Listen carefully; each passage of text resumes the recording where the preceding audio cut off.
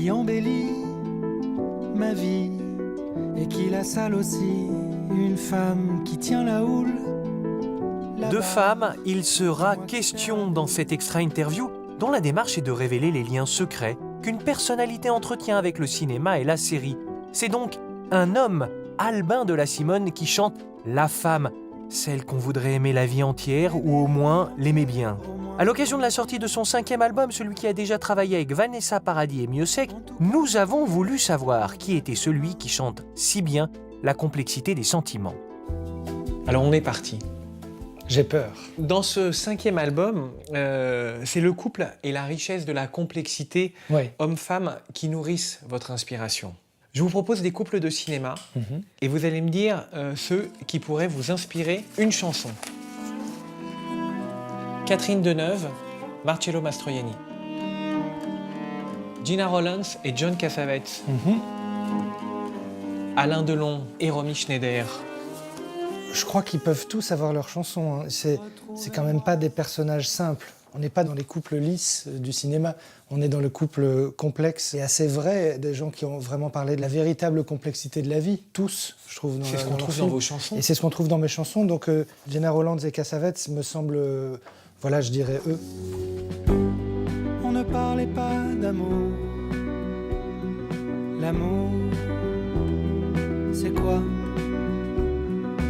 Le clip de votre titre Le Grand Amour est réalisé par un metteur en scène de cinéma, Sébastien Bedbédé, qui avait notamment signé 2 automnes et 3 hivers que nous avions vus à Cannes en 2013. Mais pourquoi lui? Et quelle a été votre demande? C'est lui qui a proposé. Et il venait de sortir Le Voyage au Groenland, c'est vraiment l'automne dernier. Et j'ai adoré ce film et j'ai trouvé super. J'avais pas vu 2 automnes et 3 hivers. J'ai vu Le Voyage au Groenland, je me suis dit, mais génial que ce mec ait envie de faire des clips sur mes chansons. On s'est rencontrés, on s'est très bien entendus. Nu sous mon tablier, je revivais. J'ai rien demandé en fait. C'est vraiment lui qui est arrivé avec des idées et un casting et tout ça. Moi j'écris des paroles et des musiques, dans cet ordre-là d'ailleurs. Et le clip, si le clip montre ce que sont les paroles, ça m'intéresse pas trop. Si le clip montre des musiciens en train de jouer, ok, mais enfin bon voilà, si c'est très littéral sur l'un ou l'autre des domaines, ça me passionne pas. Là, c'est des clips qui amènent vraiment un 3e point de vue et une 3e lecture de ma chanson. Donc c'est une œuvre à part entière, quoi, en fait. C'était l'amour, je m'y connais, jusqu'à ce jour de fin juillet. Nous sommes une émission qui faisons des cadeaux. Oh, Puisque vous avez vu ce génial. film, voilà, il vient de sortir en DVD et c'est Alors là, un je le cadeau conseille pour à tout le vous. monde. Ouais. Ce type-là, c'est mon père. Et ça fait des années qu'il m'invite à Couchelor-Swark, ce village du bout du monde où il a choisi de vivre il y a presque 20 ans. Il y aurait pas un petit truc quand même à boire là? Ah, mais il n'y a pas d'alcool dans le village. Quoi? C'est un cinéma qui nous surprend et qui nous emmène quelque part où on n'est jamais allé, je trouve. Sans parler du Groenland, hein, je veux dire. Voilà. Et puis quand même, le plus grand gag de ce film repose sur une déclaration ascédique sur Internet qu'ils n'arrivent pas à faire. C'est tellement rien et en même temps c'est tellement drôle. C'était pas une bonne idée ce petit footing? Ouais. Sébastien, il arrive vraiment à faire quelque chose de très fort et très drôle avec que dalle en apparence, quoi. En tout cas en scénario, c'est...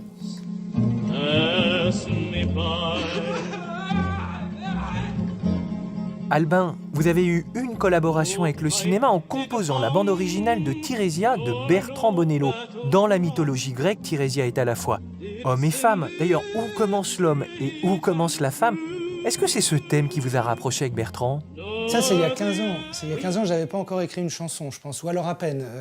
Non, alors c'est marrant, oui, c'est drôle que décidément les préoccupations tournent toujours en rond. Mais j'ai pas du tout participé à l'écriture de ce film.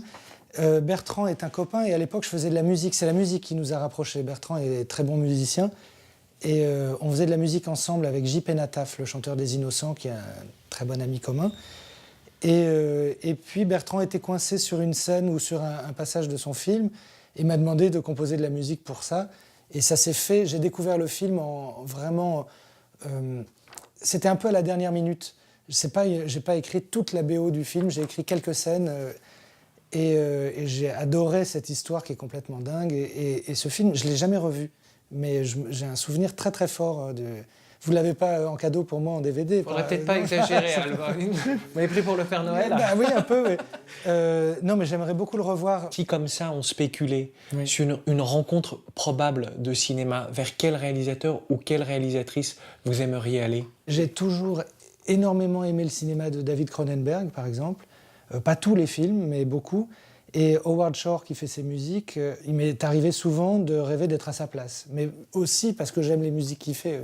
Le cinéma de Cronenberg parle de façon beaucoup plus exagérée et outrancière, mais de nuances, de complexité, d'ambiguïté. Et en fait, ça m'intéresse beaucoup. Notre émission aborde le cinéma et la série avec la même passion.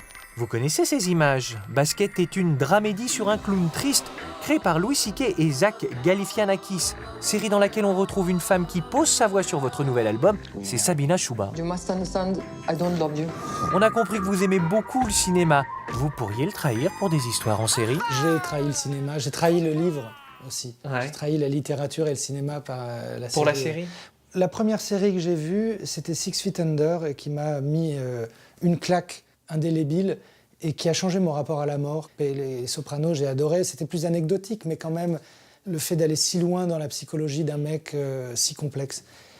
La série, par rapport au bouquin, c'est quelque chose qu'on peut faire à deux, qu'on peut regarder à deux, partager, et c'est un rendez-vous. Alors que lire un livre, c'est vraiment se mettre dans sa bulle, et j'arrive plus à faire ça à la maison. Pour finir, Albin, je voudrais que vous nous fassiez un cadeau. Vous qui avez fait des études d'art plastique, je vous lis quelques lignes d'un scénario qui s'est tourné cet automne, et puis vous dessinez ce qui vous vient. Extérieur, transport Roca, Aubervilliers. Le 4x4 longe la darse du canal Saint-Denis, s'engouffre dans une immense zone industrielle, s'arrête face à un quai de déchargement. Antoine, visage fermé, passe entre les camions et les chariots élévateurs en saluant ses employés. Et j'ai essayé de faire un premier plan, puisqu'on parle un peu de cinéma, donc le Antoine, et derrière les déchargements de machin. C'est clair ou pas? Enfin, C'est très clair. Ce dont il s'agit, c'est le nouveau film d'Olivier Marchal qui s'appelle Carbone, qui est un polar. Ouais. Et le personnage d'Antoine est joué par Benoît Magimel. Voilà, Ça pourrait être lui. ça pourrait être lui, Ouais. et ça sortira cet automne. Super. Dessin, paroles ou chansons, quel que soit son support, Albin de la Simone possède bien des talents pour nouer et dénouer les lignes de nos vies qui sont chez lui comme un rêve qui attend secrètement le réveil.